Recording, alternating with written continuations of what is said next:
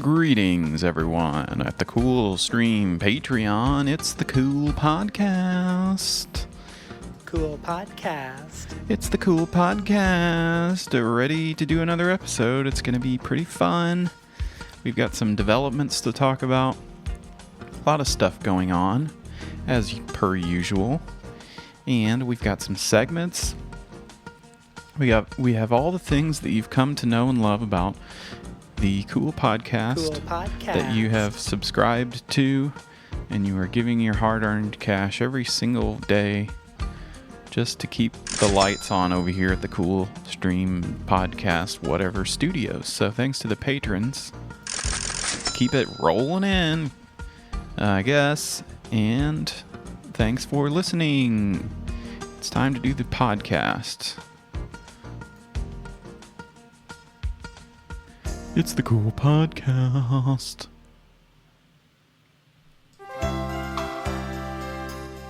Welcome in. Welcome to the show. It's you're listening to episode 22. And man, we've got some stuff to cover today. There's been a lot of drama. We have to cover the drama, and we have to get everyone caught up on what the drama is. So, as you know, we have the ongoing court case, the court battle, back and forth. It's a heated and pitched battle against Big Jim. He's taking us to court because we're apparently in violation of the contract. And that's something that is unfortunate, that some of these things have to come between two collaborators in the world of pod. And we hate that that has to happen. But that's the road that he's chosen to go down. And we have no other choice but to try to fight against the unreasonable lawsuit that is going on against us.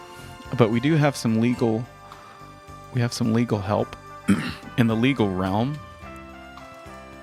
And it's our lawyer that we've retained. He's on retainer. And I don't know if he has a retainer. I think his teeth are nice and straight. Not that having crooked teeth is bad in any way. We're not trying to tooth shame anybody. But it's our lawyer. He's left us a voicemail, and we're going to see what the latest update is on the big case. And you know, these cases and lawsuits take so much time to go through the courts and do all that stuff. So it's going to be a long process. But we've got someone in our corner. It's Buford Snively. He's our lawyer. We're going to see what he has to say about the big case. Hey, Beowulf, this is Buford. Calling. Looks like he's stuck down in a well. I think we still have things set up to do our big sleepy mix. And if you didn't check that out, that's over. I placed it onto the Cool Podcast feed. So you can check out the Sleepy Mix. That was our bonus for last week. I forgot to mention that. I have all my sound stuff set up to do all these crazy echoes and stuff as part of the Sleepy Mix. It's a cool ambient mix with some of the cool music that we have. We love music. We love it. And it's fun, and it makes you go to sleep, I guess. Anyway, let's get back to the voicemail from Buford Snively. He's our lawyer. Hey, Beowulf, this is Buford. I'm calling about the case we got going on here. This contract, I'm reading through it here, and man, this is weird, man. The wording on this thing, it doesn't make any sense to me. I just got a few questions for you. If you got a second, is Big Jim? Is he like a kid or something? Cause I can't even understand his handwriting or any of that stuff. It's just weird. And it looks like he wrote it on some notebook paper or something. And I can barely make sense of it. It looks like he looked at Wikipedia and just copied a bunch of stuff off of that, because this legally doesn't make any sense, man. In my opinion, and this is my legal advice here. I think this case will get thrown out by a judge just so fast it'll make you spin, buddy. By a judge just so fast it'll make your damn head spin, buddy. So if I was you, I wouldn't worry about the lawsuit. This guy, he don't have a leg to stand on, as far as I can tell. This is just weird. So we'll let it go to case. Okay, we'll let it go to court. And if you could, and I'll send you an invoice for my work so far. If you could take a look at that, and we'll get the payment going through. And I think we'll be good to go, buddy. All right, and we'll talk to you later. Wow. That's some good legal news. Apparently, Big Jim's contract, I don't know, I guess I didn't notice it myself. I have a problem when it comes to contracts.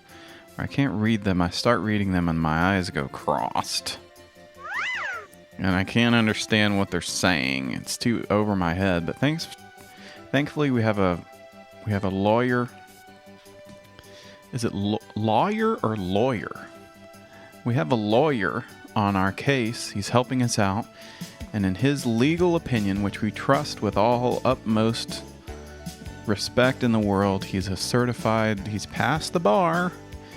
Buford Snively, he thinks that the case is going to get thrown out. So I will choose to trust the legal counsel that I've hired and paid for, and I'm paying for. I gotta send that. He's gonna send an invoice, I guess. But it sounds like we're in the clear that this case is, that whatever he's dreamed up over there, whatever legal stuff that he's written out on notebook paper, is not gonna hold up in court. It's gonna get thrown out. So let's get into one of our segments then. Let's forget about that for now. I think we'll be good. We'll see what happens. We got the big court case coming up in a couple days, and we'll see what the judge says. I think we'll be fine. We're bringing in some witnesses, some character witnesses for us, and let's do the first segment.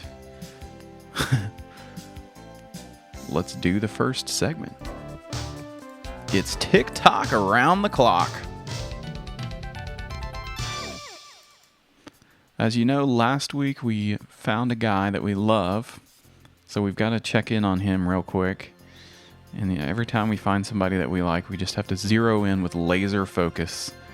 But we've got some other TikToks because we didn't quite get to cover all the ones that I wanted to look at. And we've got a ton of them. So let's check in and see what Alex Inc. is up to. Bumble. So, I sold it all.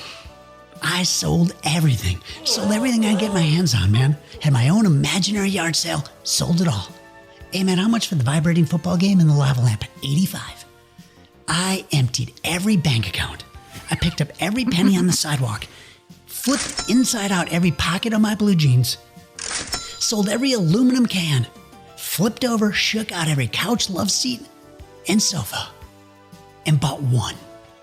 I bought one share of Tesla. So he bought one share of Tesla. Congrats to him. Congrats to Alex and Bumble.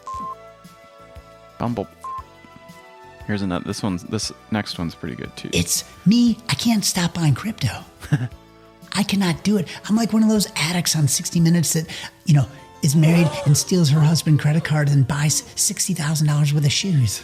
I'm now one of those people. I get it. I understand. I understand the addiction, and I have DNA. I have binging DNA in me, and I'm like, ooh. You don't kickstart me, man. Don't get me started. Kickstart me. I'm all in already. You don't need to, I'm manufacturing funds that don't even exist. Getting myself into trouble. I got a debt I got to pay. I'm like, ooh, I'm going to push that aside. I'm going to pay that 24% APR. This stuff might explode. 24% APR and fucking Apple cards. I eat that for lunch. It's me. I can't stop. You can't stop buying crypto and Tesla. Oh my gosh. So I posted about some clips from his website that I found. I'm AlexInc.com. And I thought he was somehow related to the show Alex 1.0, which was the Zach Braff show about having a podcast. And we'll get into some celeb podcasts. That's a spoiler alert. I looked up into Alex's stuff, went to his website. I posted some of his stuff on his website. And I also went back to look at the first podcast he did. They're all on YouTube. He's been doing it for about a year. Apple Cards and Dreams is one of the things. My $100 million Christmas list. I quit drinking 12 years ago today. I wanted to check out his first episode to give you a little context about who this guy is. And he's a guy, he's from LA, he moved to Wisconsin, he started a podcast. He's like a designer or something, so he designs all these web shirts. He designs all these shirts for his podcast that have his different catchphrases and stuff that we all know. But this is his first episode. There's a big difference in how he talks on this one than he does on the other ones. It's kind of interesting. Just to give you a raw insight into who this guy is. There, he's putting his headphones on. And Check. Microphone check. 1 2 1 2. Tsetse fly. Now go. okay, he's gonna start talking. He's drinking some coffee. He's buying crypto. I can't stop buying crypto. He's got his little movie snapper thing, whatever those are called. What's going on, guys? It is Alexander Morosco, aka Alex Inc. And this is Bumblefuck. That's exactly what this is. I have no idea where I am, what I'm doing, or what the fuck is going on. And if you're feeling like me, maybe that's exactly where you're supposed to be. It's fantastic. Well, I don't know. I don't know how you start these things. I really don't. So I guess you got to tell a little bit about yourself. Okay, let's hear My name it. is Alexander Morosco. I go by the art handle Alex Inc. I'm an abstract expressionist. Let's be honest. First of all, there's a disclaimer. Let's do a disclaimer. I want this to be brutally honest and wickedly transparent. I want this to be like the Evel Knievel of audio. I want this just to be, brutal honesty, just reckless. I just want to break every bone in my body by doing this. Okay. That's the Bumble. So, and then we fast forward to, and that seems interesting, I guess. He's brutally honest. He's sort of doing a Mark Maron type thing. And then we're getting into the pod territory. We got to get out of the pod territory. Okay. I can't stop buying crypto. And then we fast forward, he's doing this weird voice. And he's really affecting some weird stuff with his podcasting voice. But let me just read a quick thing on his website. My story.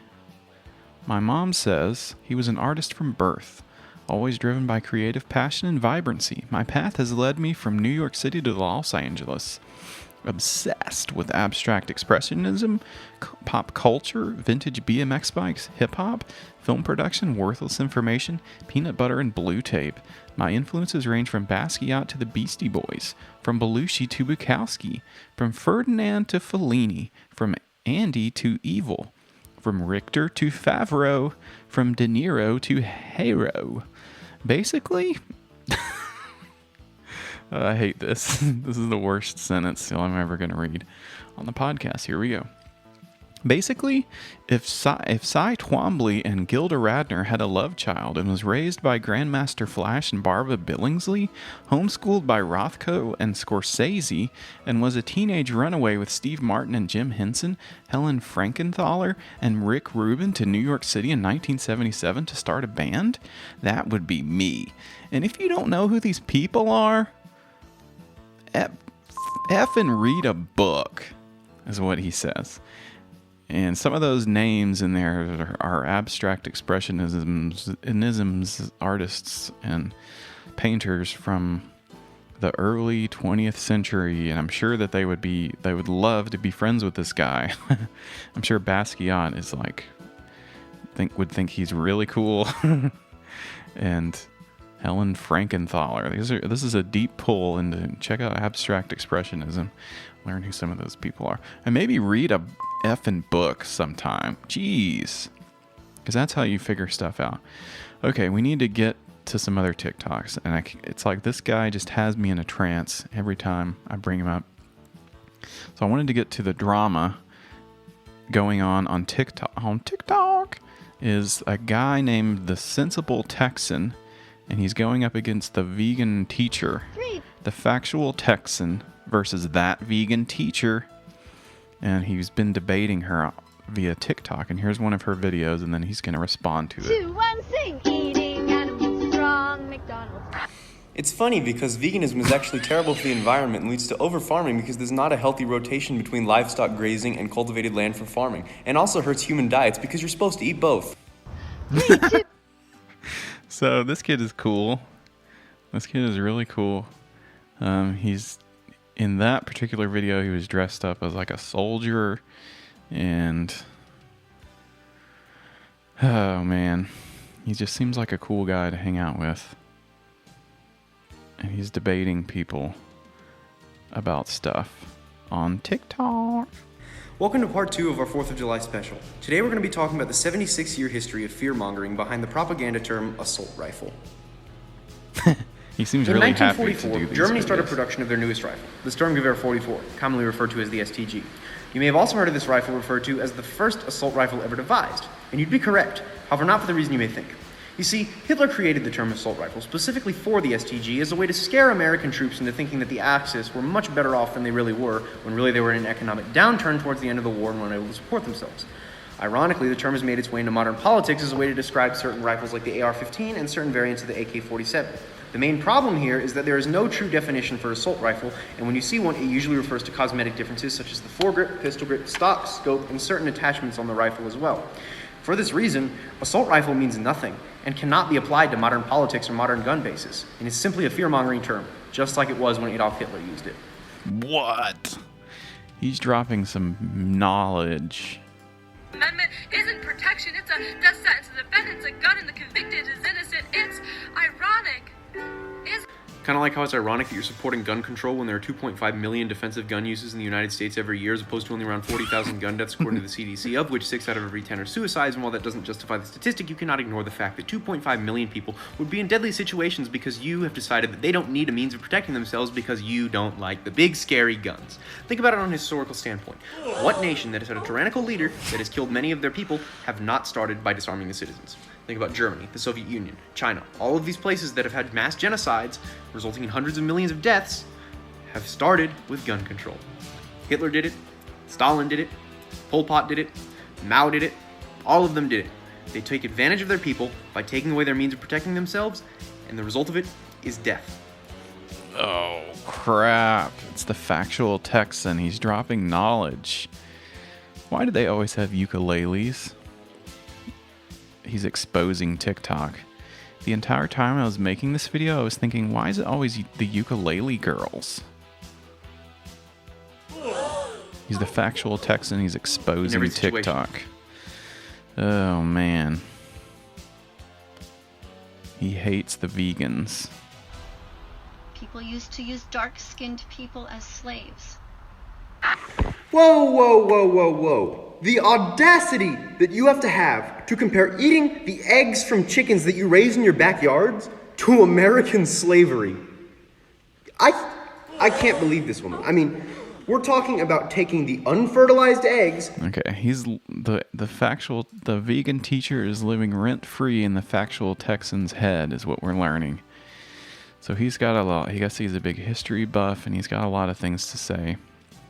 And he's trying to get certain posts about eating onto the vegan hashtag on TikTok, which is some drama. And then we got one more TikTok. Gordon Ramsay's on here. This is pretty fun. I'm telling you, this is the best Oh thing. my god, it's too loud. Oh man, what a disaster. No.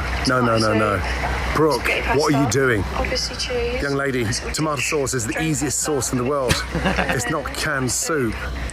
No. Bang. I'm telling you. Oh, dude. No, it's not viral. It's vile, Kyle. You can't spell. Disgusting. Really? Dude, you need to learn how to spell. Send this to a friend that's gotta try.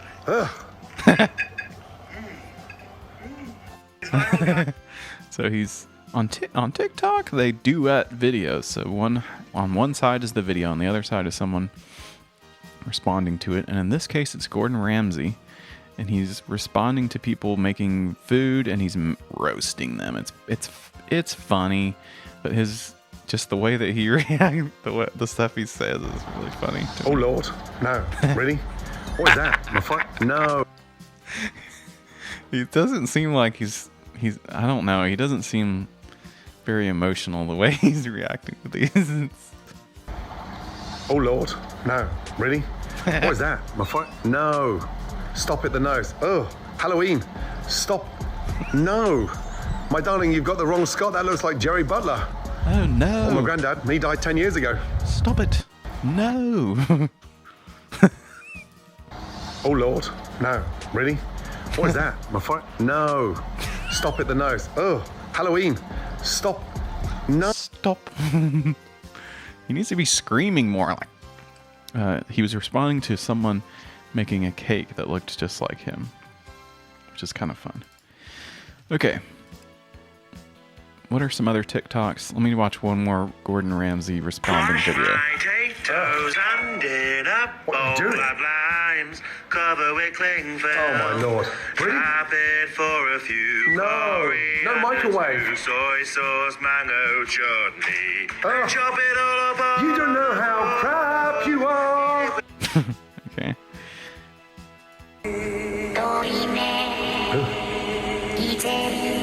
Sounds like music from the orphan. What's he doing? Gelatin. What? No. Not in a bag. Looks like my granddad's colostomy bag. He roasted his ass. No, stop it. Okay, we're done with TikTok. We've got to get to some other segments. We're bringing back all of our segments. I guess I forgot to mention this. We're bringing back the segments because this court case is ridiculous. We've got nothing to worry about with Big Jim. He was threatening to take away all of our episodes, so we couldn't do the segments on the last episode. I just remembered that. Figured I should mention that again.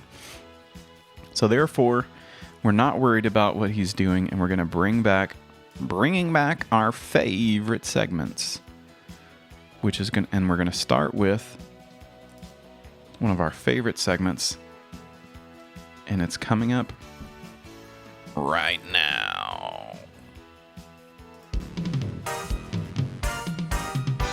It's the podcast roundup. We're going to check out one of our favorite podcasts. This episode of Literally with Rob Lowe is presented by State Literally? Farm. And let's face it, in 2020, I think we all know that things don't happen the way we expect them to. So when life changes, your insurance You needs need to get some do as well. insurance. I mean, no matter what stage of life you're in, it's always good. Literally? Stories. Okay, I'm trying to fast forward Financial through this. future, like a good neighbor. We don't need State these Farm's ads there. in here. Go to get a quote today. Go to lifeinsurance.statefarm.com or visit your local State Farm agent. Mr. Lowe, ready now? What? Wait, you have a ukulele in your hand. Yes. Give me some of that Who is this guest? Another celeb? He's got a ukulele. New theme song What to the the frick? podcast. Welcome to the podcast. Hold on, ready? Hold on. Stories. He's got stories. That's it. Oh, yeah. Yum, yum. Well, Rob. Yum, yum. Yum, yum. Here we are. I'm so excited. Yes.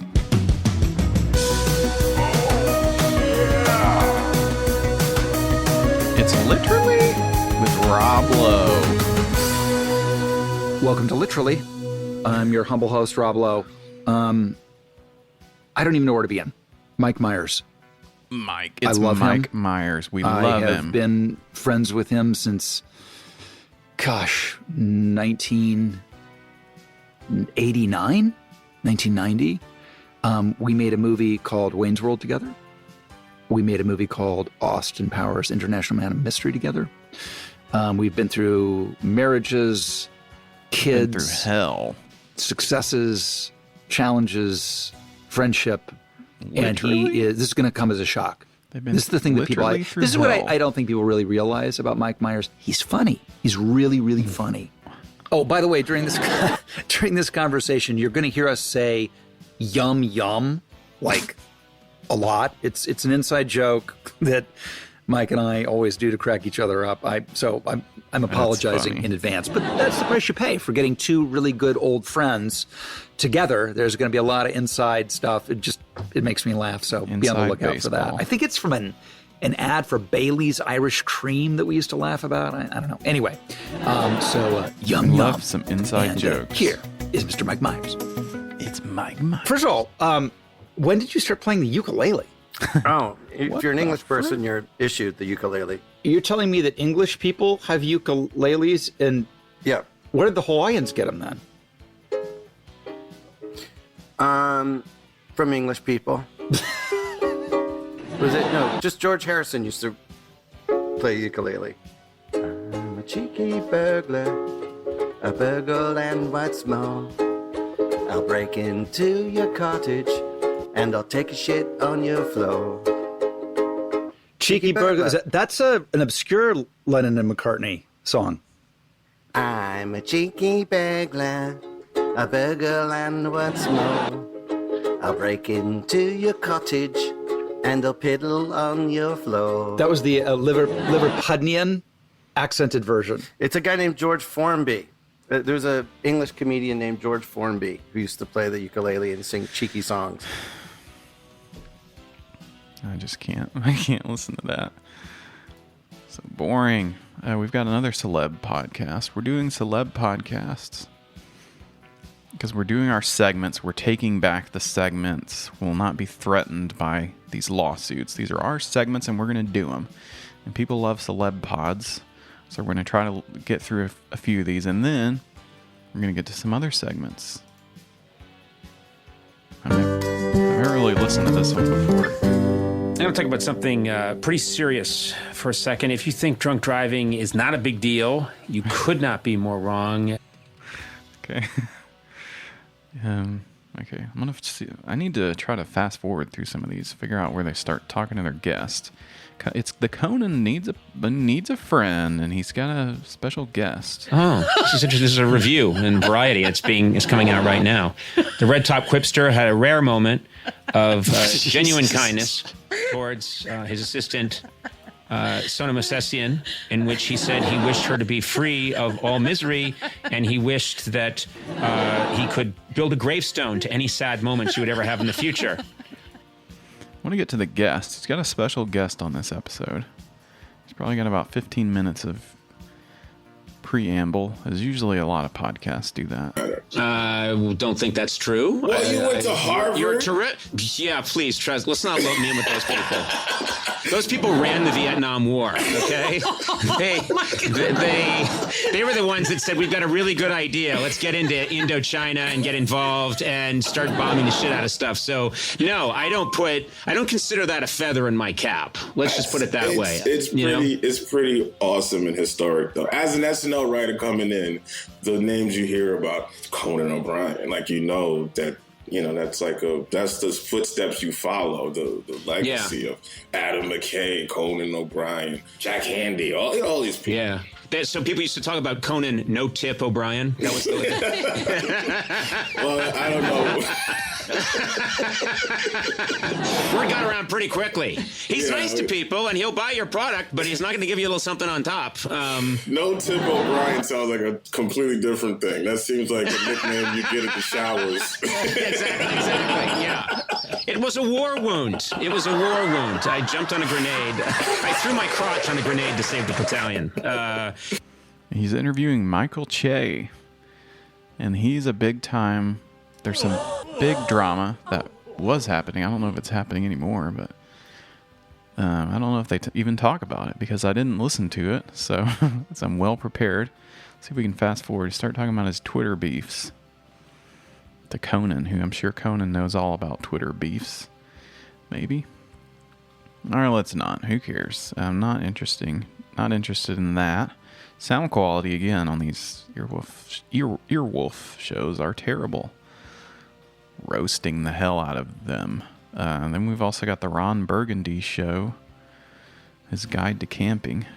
Let's see what that sounds like.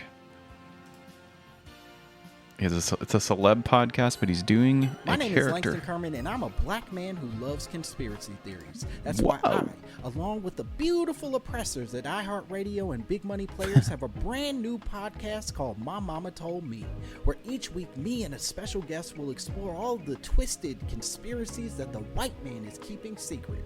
So listen to Whoa. My Mama Told Me. That sounds on the interesting. iHeartRadio app, Apple Podcasts, or anywhere else that pods are cast. Pods? That sounds interesting. Maybe we'll check that out.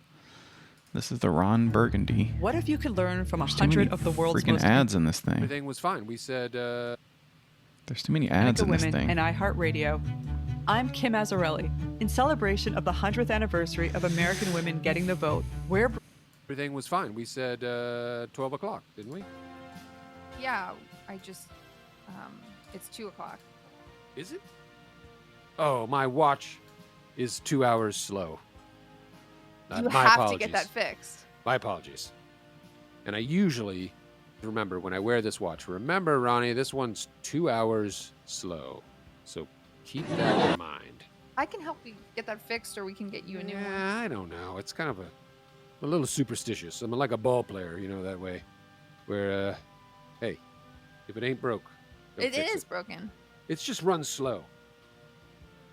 That's it. Because I'm afraid they're going to take a look underneath the hood, so to speak, and replace it with Chinese parts or something. All right. I don't know. Regardless, we're here. We're queer. Get used to it. Right? Which is a classic saying from the Revolutionary War times. I'd like to open up the old mailbag and pick out some letters from our fans. We have a mailbag. Did someone give us? I didn't know that we had one. Hello, Carolina, back from the beach. What? Yes, we have a mailbag. Of course, we have a mailbag. We've always had a mailbag. This is a real podcast, I get a lot of letters about all kinds of subjects: furniture repair, dog grooming, skincare, book binding, chemistry. Man. I've been asked how to pick combination locks, how to make This your is own pretty funny. lumber. Pretty funny. I guess this is why I don't get into these celeb pods. Literally? I would maybe listen. I'm gonna check out a different Literally episode, though. He's got some other guests.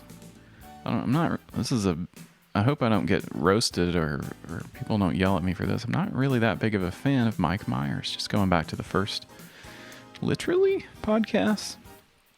But he's got other guests, David Spade, Gwyneth Paltrow, who's got the Goop podcast. We'll check that out another time. And Keegan-Michael Key, Magic Johnson, David Spade. So those are some of the other, and Dana Carvey. All right, let's get on down to another segment. Is this a new segment or is this an old segment? I think we're going to do a new segment. So we've only done one old segment, so hopefully that won't get us in too much trouble. We're going to do a new segment coming up here. It's one of our favorite ones, and we hope we can get our heads wrapped around this stuff, because this is going to be a lot of fun. Everybody, get ready for this. It's a new segment we've got going on here. It's Beowulf's Flight of Fancy.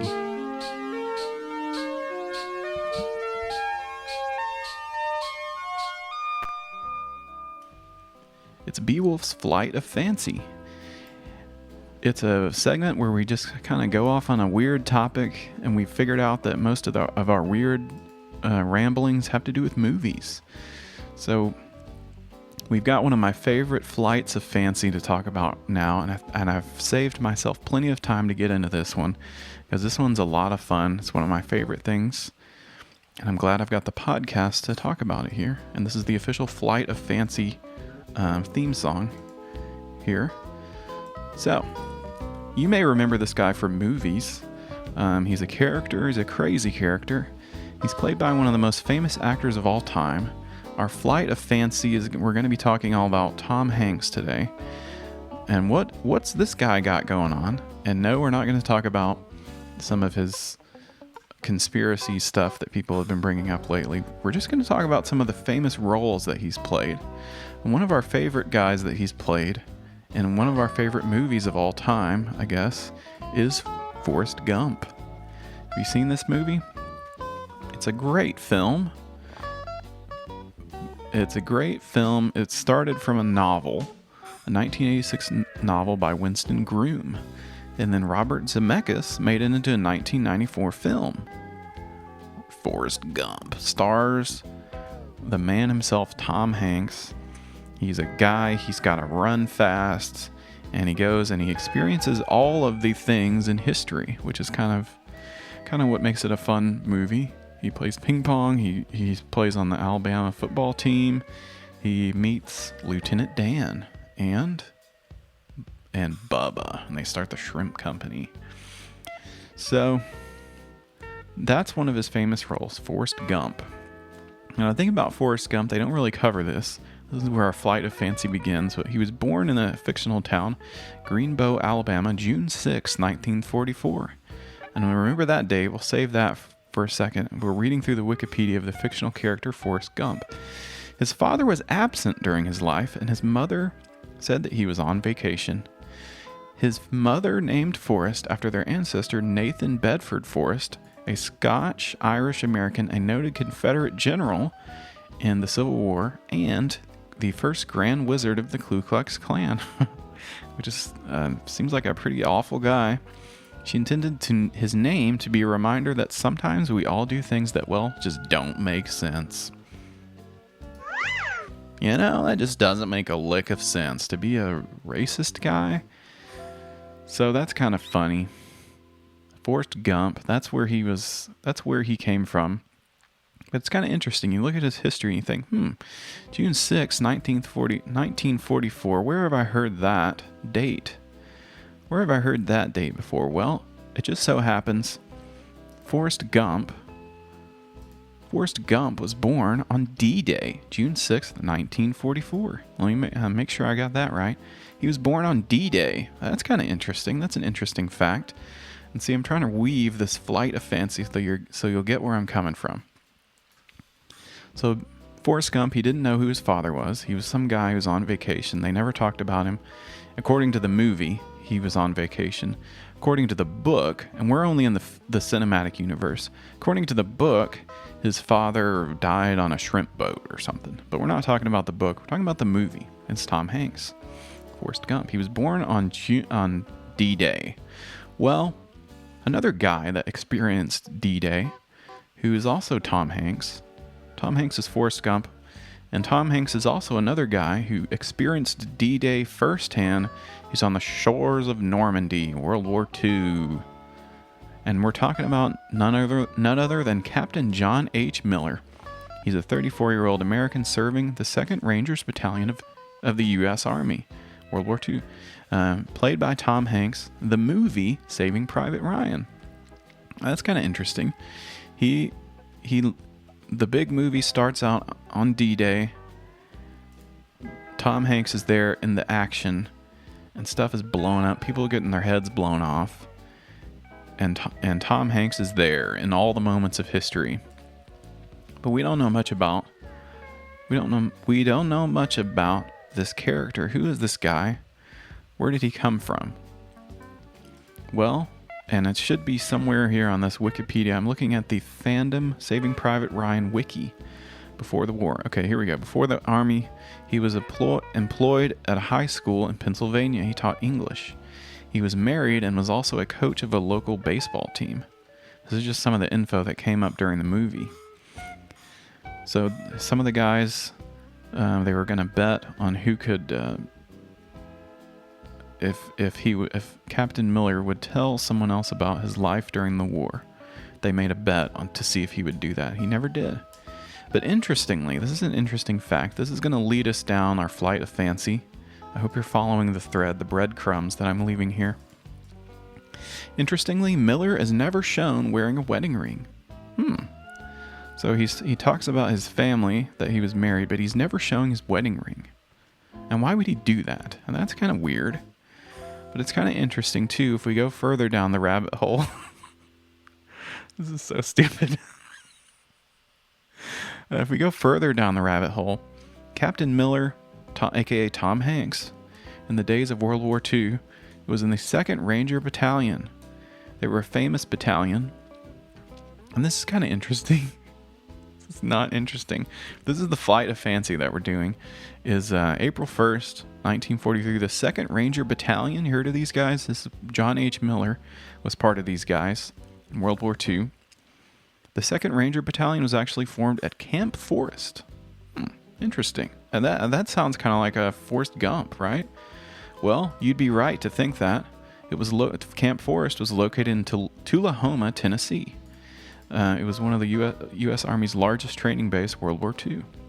It was actually named after Confederate Civil War Cavalry Confederate General Nathan Bedford Forrest.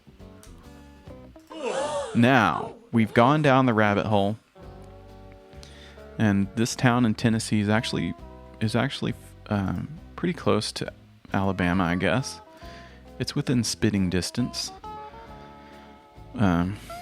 So that's crazy. So Forrest Gump and Nathan Bedford Forrest.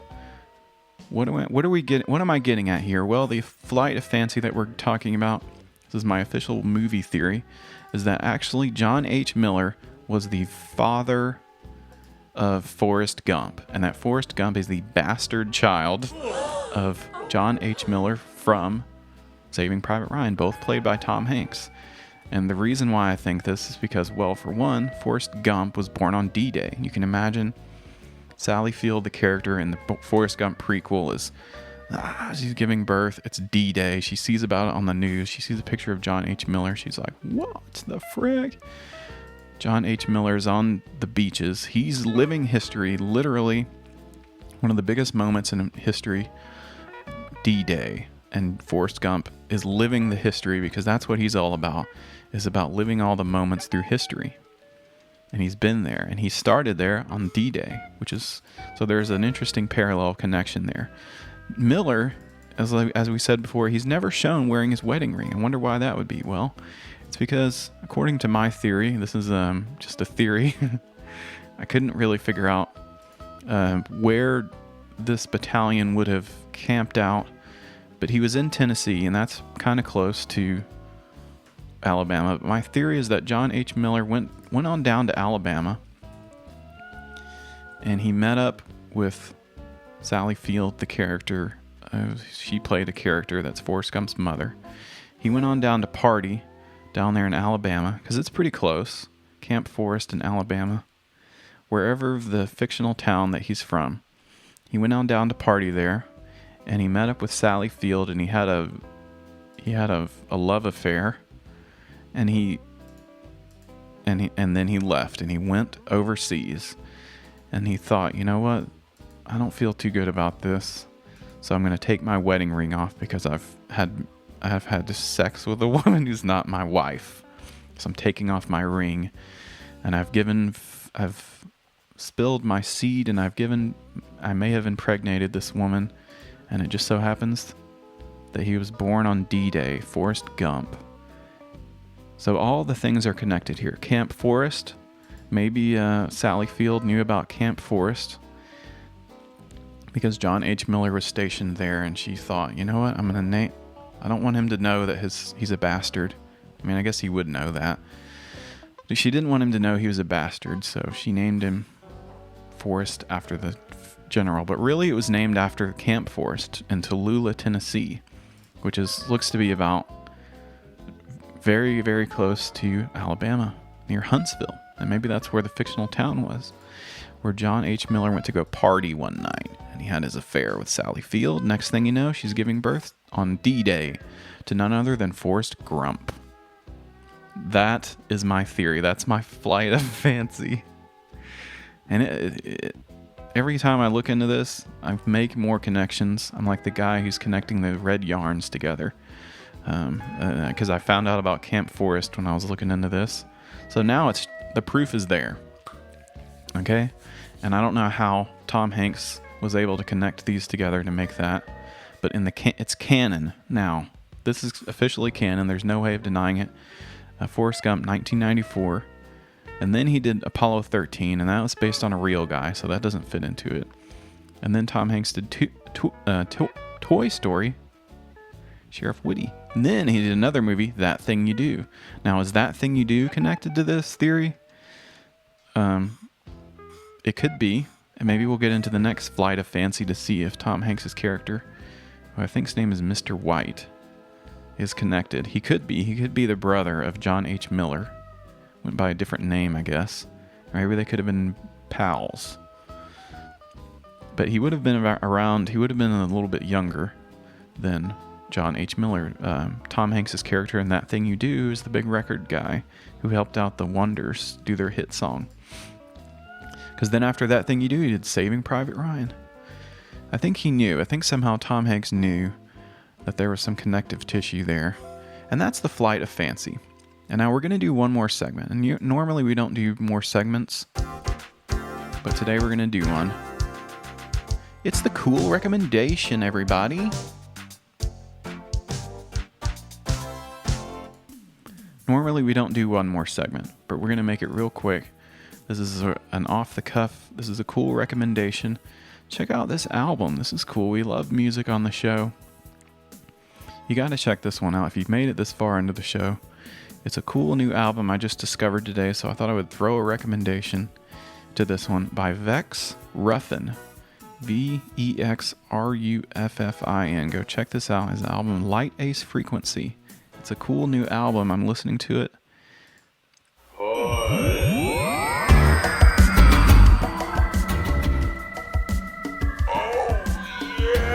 This is the first song on the album. Check it out. It's pretty cool. It's got some cool beats. It's funky. It's an interesting story of this guy.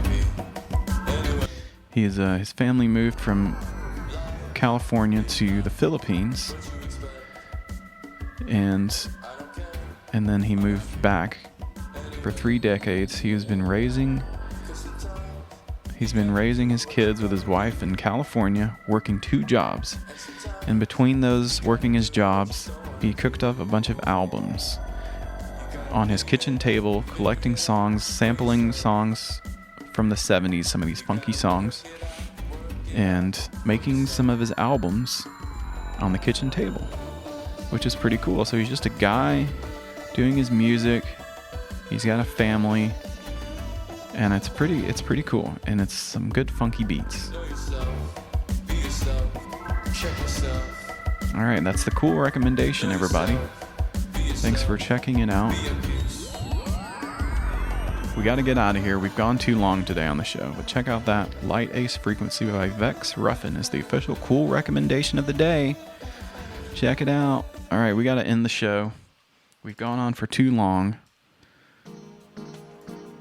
We've lost steam, but we've got to the bottom of some cool movie theories, and we'll come up with some more theories in the flight of fancy. We listened to some celeb pods, and we also found out that we're not going to get in trouble with the big lawsuit. So that's cool. I can't stop buying crypto. So thanks for listening to the podcast. We'll be seeing you. Bye-bye. Cool podcast. Because I'm afraid they're going to take a look underneath the hood, so to speak, and replace it with Chinese parts or something. All right. I don't know.